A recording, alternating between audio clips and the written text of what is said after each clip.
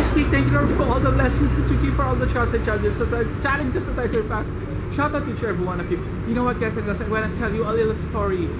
Late this morning, when I went to Ate Ellen's house, while we are talking, but first, guys, based on my observations, there are only a few people who are being kind, helpful, respectful, and obedient, from kids up to young ones, to middle age, and to not so old ones.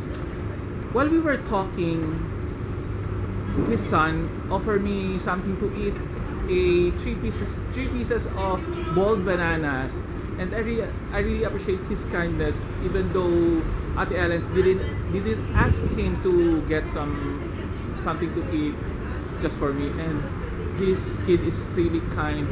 I really appreciate his gestures, but I insist because I told him that I don't want to eat bananas for today because I'm a little bit constipated.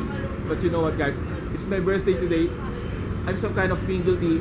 I'm supposed to get it, but anyway, kid, I have something for you just in case I'm gonna go there again this coming Sunday. God bless you.